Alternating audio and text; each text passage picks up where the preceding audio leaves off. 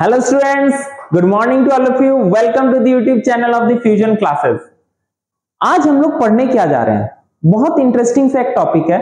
Last class में हम लोग सब कुछ देखे, वेव फंक्शन क्या होता है, श्रोडिंगर वेव इक्वेशन क्या होता है, ये हम लोग थोड़ा सा ये 11 में भी थोड़ा टच था। आज हम लोग जो टॉपिक पढ़ने जा रहे हैं, कवर करने जा रहे हैं, वो एकदम कंप्लीट न्यू है और ये कंप्लीटली बेस्ड है सिर्फ और सिर्फ ग्रेजुएशन और मास्टर्स के लिए। तो प्लीज 11-12 के कोई अगर स्टूडेंट्स देख रहे हैं, इस लेक्चर को स्किप कर जाओ, क्योंकि ये लेक्चर तुम्हारे काम का नहीं है, ठीक है?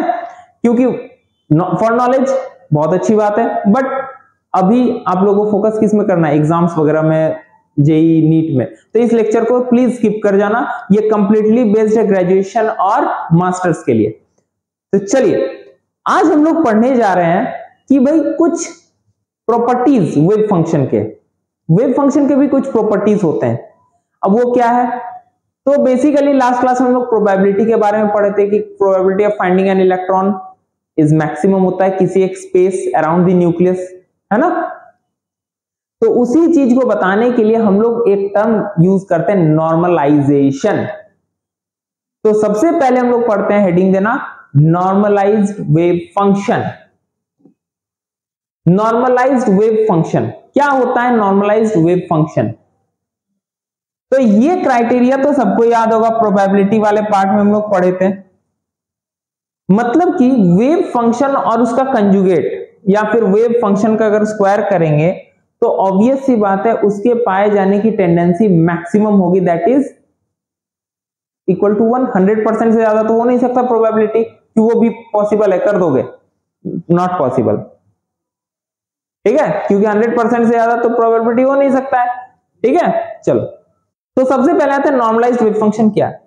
A wave function psi is said to be normalized if the probability of finding quantum particle somewhere in a given space is unity। मतलब सेम उसी तरह जैसे हम लोग probability of finding an electron पे बात कर रहे थे, उसी तरह किसी एक माइक्रोस्कोपिक पार्टिकल को अगर कहीं हमको खोजना है और उसका प्रोबेबिलिटी पाए जाने का मैक्सिमम हो, दैट इज यूनिटी के आसपास, तो हम लोग उस वेव फंक्शन को क्या बोलते हैं? Normalised wave function.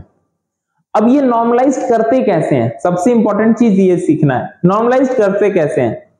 तो बेसिकली जनरली हम लोग का अगर ये इक्वल टू 1 हो गया, अगर वेव फंक्शन और उसका गुना करके अगर उसका volume entity in this sense dx dy dz जिसके अगेंस्ट में, हम लोग इस पे क्वेश्चन भी एक क्वेश्चन हम दोनों में काम करेंगे, तो इसीलिए लास्ट तक वीडियो पूरा देखना भाई, स्किप नहीं करना, बहुत इंपॉर्टेंट है। तो psi into psi star theta equal to 1, अगर 1 के बराबर हो गया तो ये जो psi है ना, वेव फंक्शन है, वो नॉर्मलाइज है, फिर नॉर्मलाइजेशन का अलग से कोई जरूरत नहीं है। बट कभी कभी क्या होता है, वेव फंक्शन नॉर्मलाइज नहीं रहता है, तो हम लोग क्या कोशिश करते हैं? उसको नॉर्मलाइज करने का, क्योंकि अगर वेव फंक्शन नॉर्मलाइज है ही नहीं तो कभी भी वो प्रोबेबिलिटी यूनिटी आएगा ही नहीं। तो हम लोग कोशिश क्या करते हैं? जो भी वेव फंक्शन दिया उसको नॉर्मलाइज करने का। तो वो करते कैसे हैं? तो उसको, जो भी वेव फंक्शन है उसको मल्टीप्लाई कर देते हैं किसी एक एप्रोप्रिएट कांस्टेंट वैल्यू से, ए बी सी डी कुछ से भी, और उस एबीसीडी का वैल्यू निकालेंगे। ऐसा नहीं कि एबीसीडी लगा दिया और चल गए, नहीं, उस एबीसीडी का भी वैल्यू निकालेंगे। तो वो जो कांस्टेंट यूज करते हैं उसको बोलते हैं नॉर्मलाइजेशन कांस्टेंट। अब जैसे मेरा यहाँ पे क्या इक्वल टू 1 आ गया, तो साई मेरा क्या है? नॉर्मलाइज्ड वेव फंक्शन है, कोई जरूरत नहीं है, क्योंकि साई मेरा ऑलरेडी इक्वल टू 1 दे रहा है।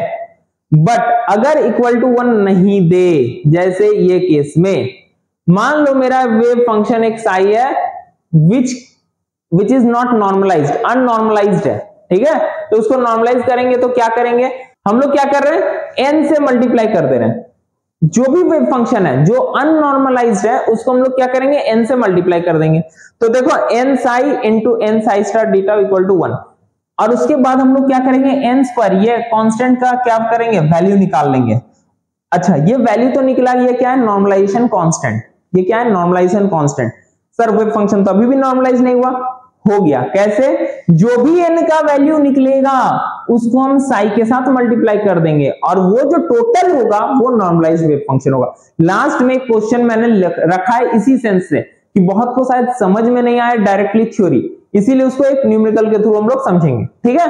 तो फिलहाल नॉर्मलाइजेशन का कंडीशन क्या है कि भाई अगर हम लोग वेव फंक्शन लेते हैं और उसका कंजुगेट या फिर वेव फंक्शन का स्क्वायर ले लेते हैं, at given volume entity d tau से इंटीग्रेट करते हैं तो वो इक्वल टू, अगर 1 आ गया, ध्यान से सुनना मेरे प्यारे बच्चों, अगर 1 आ गया तो मेरा साई जो वेव फंक्शन है वो नॉर्मलाइज्ड है, ठीक। अगर 1 नहीं आया तो वो वेव फंक्शन नॉर्मलाइज नहीं है, तो हमको सबसे पहले उसको नॉर्मलाइज करना पड़ता है। कैसे करते हैं? तो इस प्रोसेस से एक कांस्टेंट से मल्टीप्लाई कर देते हैं और कांस्टेंट का वैल्यू निकाल लेते हैं, ठीक है।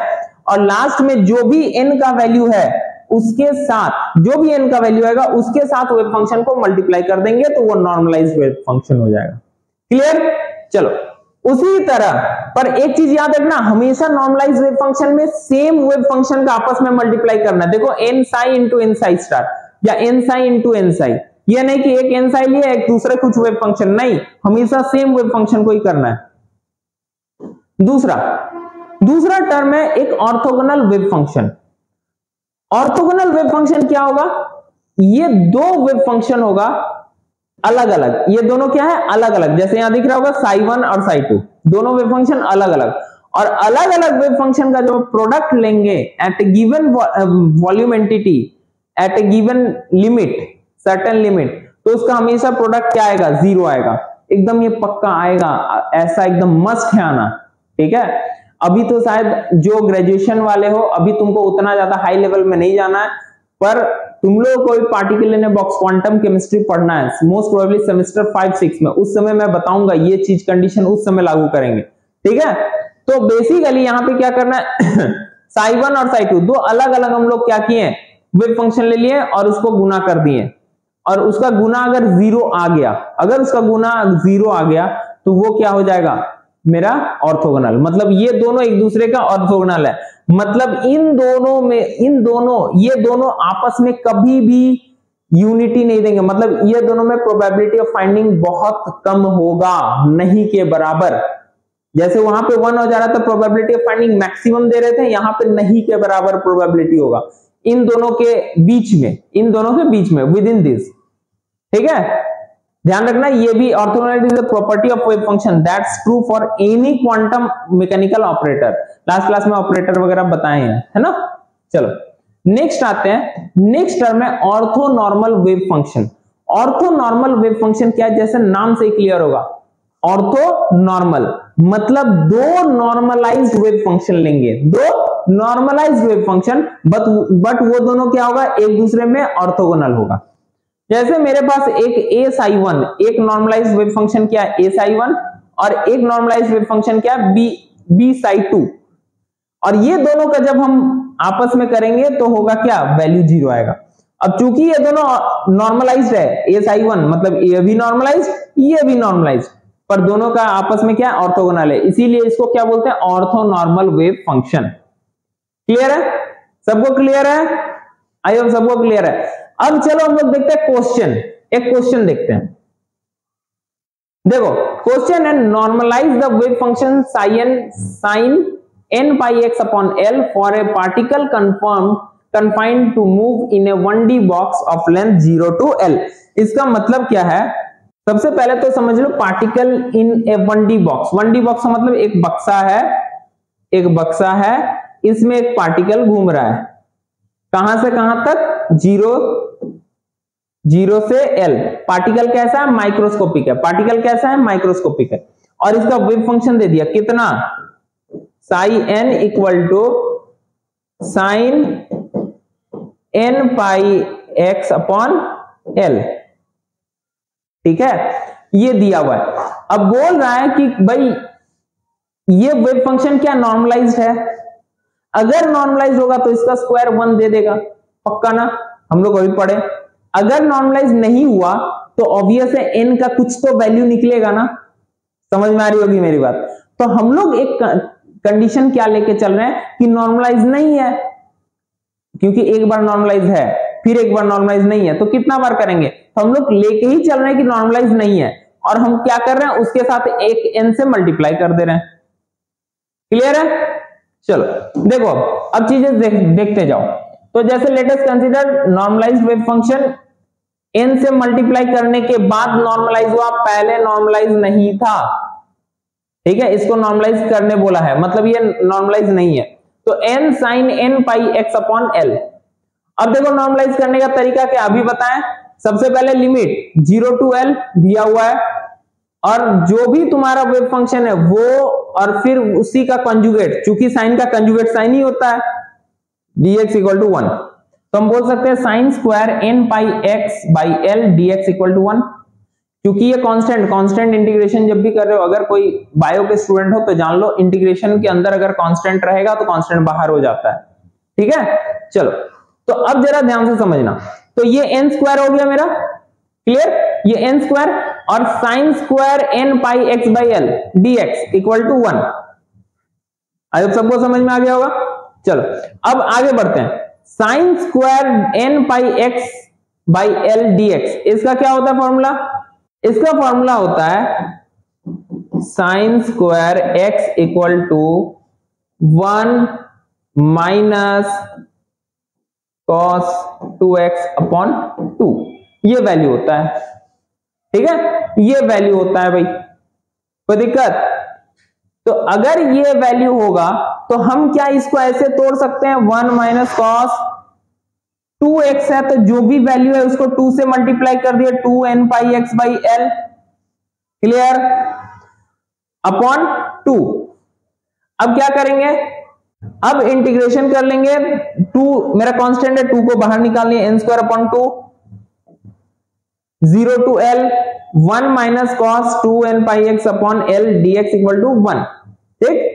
अब ध्यान देना, एक बार dx को 1 से मल्टीप्लाई कर देंगे तो 0 टू l, अब बाई पार्ट्स कर दे रहे हैं, इंटीग्रेशन बाई पार्ट कर रहे हैं, तो dx को 1 से multiply 0 to l dx minus 0 to l cos ये वैल्यू dx।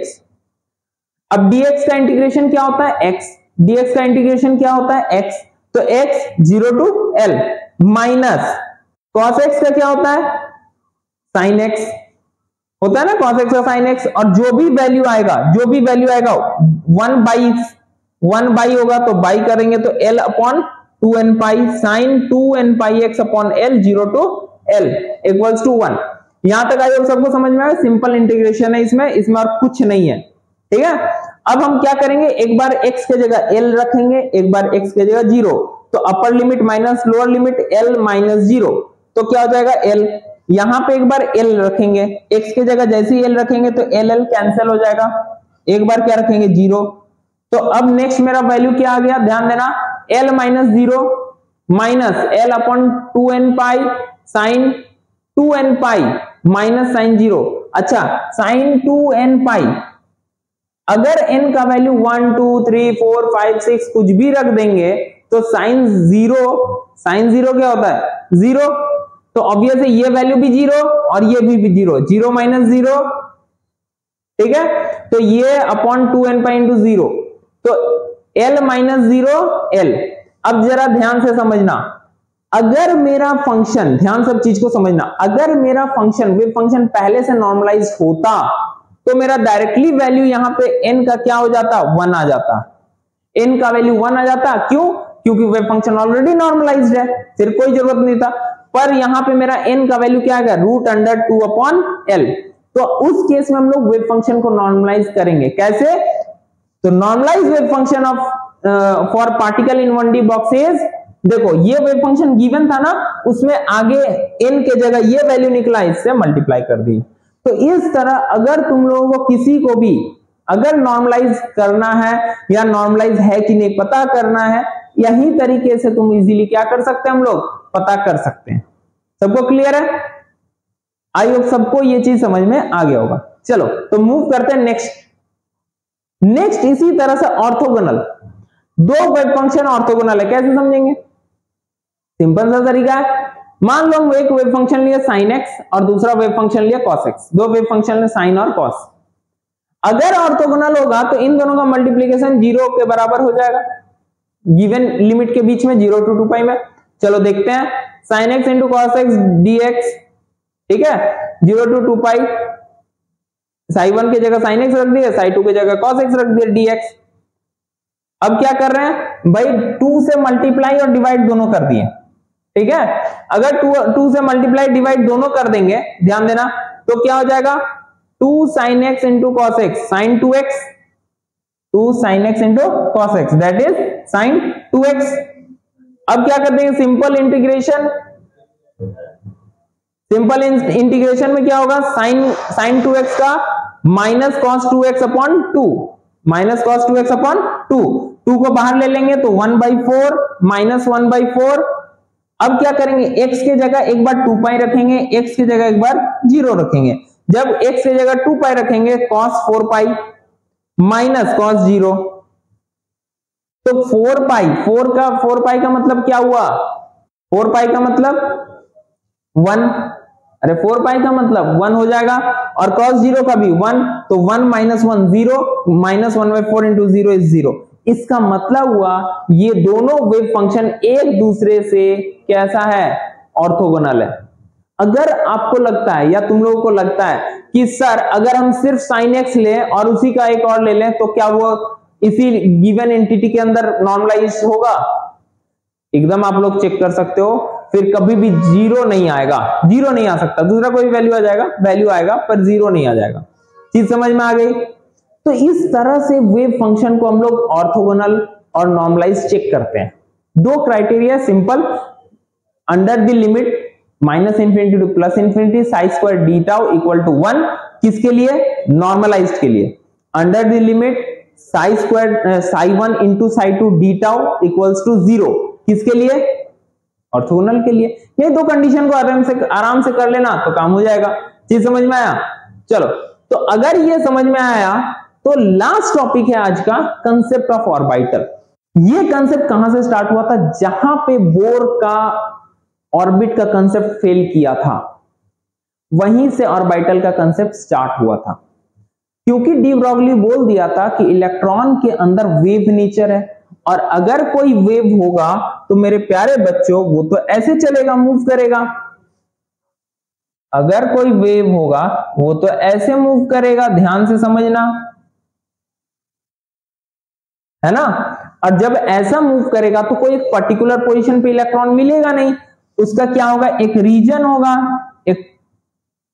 एक रीजन होगा, है ना। इसी रीजन को बोलेंगे तो स्पेस, ये मेरा nucleus, space around the nucleus where the probability of finding an electron is maximum. Space around the nucleus where the probability of finding an electron is maximum. Probability पे बात हो रहा है, फिक्स पे बात नहीं हो रहा है। हाइजेनबर्ग पे ही हम लोग बात कर चुके थे, है ना। उसी को हम लोग क्या बोलते हैं, ऑर्बिटल। उसी को क्या बोलते हैं, ऑर्बिटल। अब ये मैक्सिमम का मतलब कभी भी 100% नहीं, क्योंकि ये वेव है ना, तो 100% तो प्रोबेबिलिटी हो ही नहीं सकता, प्रोबेबिलिटी है नहीं है तो 100% पॉसिबल नहीं है। अब यहां पे हम दिखाएं, देखो ध्यान देना, इस एरिया पे देखो, है ना, थोड़ा सा यहाँ पे प्रोबेबिलिटी थोड़ा कम है, पर इस जगह देखो बहुत ज्यादा है। तो इस तरह से प्रोबेबिलिटी को हम लोग इस तरह से समझ सकते हैं। क्या मेरी बात समझ में आई। अच्छा, अब यही चीज यहां पे भी लिखा हुआ है, देखो, Bohr's concept of well-defined orbit along which electron revolve around the nucleus in an atom is ruled out with the consequence of Heisenberg uncertainty principle। क्योंकि कहीं पे भी पोजीशन और मोमेंटम को साइमल्टेनियसली डिटरमाइन नहीं कर सकते हैं, क्योंकि भाई वेव है ना, अब तो एक जैसा तो होगा नहीं हर जगह। According to the quantum mechanical model, an orbital may be defined as a region in the space around the nucleus where the probability of finding electron is maximum। कितना, 90 से 95, नॉट 100%। ठीक है। अब एक चीज ध्यान देना, ये जो ऑर्बिटल्स होते हैं ना, एक दो नहीं होते हैं, बहुत होते हैं। जैसे सेल्स कितने होते हैं, इनफाइनाइट होता है, सेल्स इनफाइनाइट होते हैं। उसी तरह अगर सेल्स इनफाइनाइट है तो सेल्स के अंदर ही तो ऑर्बिटल होंगे। अरे सेल्स के अंदर ही तो ऑर्बिटल होंगे ना, तो वो भी बहुत सारे हो, वो कोई लिमिटेड नहीं होंगे। ठीक है, बहुत सारे हो सकते हैं। तो उसी तरह there are large number of orbital, और ये सारे जो ऑर्बिटल्स है ना, एक दूसरे से शेप, साइज, ओरिएंटेशन सब में डिफरेंट है। हम लोग नेक्स्ट लेक्चर में जब हम लोग क्वांटम नंबर और उसका सिग्निफिकेंस बात करेंगे, वहां पे बहुत डिटेल में हम लोग इस पे बात करेंगे। आई बात समझ में। तो इसीलिए, और ये ऑर्बिटल क्या, जहां पे प्रोबेबिलिटी मैक्सिमम है ना। चलो, और ये क्या है, प्रोबेबिलिटी कंसेप्ट है, नॉट फिक्स कंसेप्ट। ये प्रोबेबिलिटी है फाइंडिंग ऑफ इलेक्ट्रॉन का। चीज क्लियर है सबको ये समझ में आ गया। तो हम लोग बेसिकली 3 टॉपिक को कवर किए। ज्यादा हम लोग एक दिन में ज्यादा बड़ा लेक्चर हम इसीलिए प्रोवाइड नहीं कर रहे हैं, आराम से आप लोग देख सकते हो। 20-25 मिनट का, 30 मिनट का मैक्सिमम लेक्चर है, आराम से देख सकते। नोट्स को कोशिश ये करना है कि जब भी क्लास कर लो, लगे हुए नोट्स को फिर वहां पे लिख भी लेना है कॉपी में।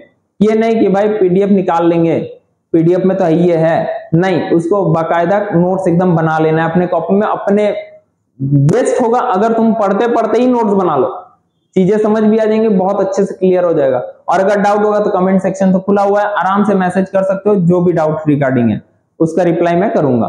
तो चलिए आज के लिए यहीं तक रखते हैं। अगर लेक्चर अच्छा लगे तो प्लीज चैनल को शेयर करना है, सब्सक्राइब करना है और ज्यादा से ज्यादा दोस्तों को बताना है। चलिए आज के लिए इतना ही, थैंक यू, जय हिंद।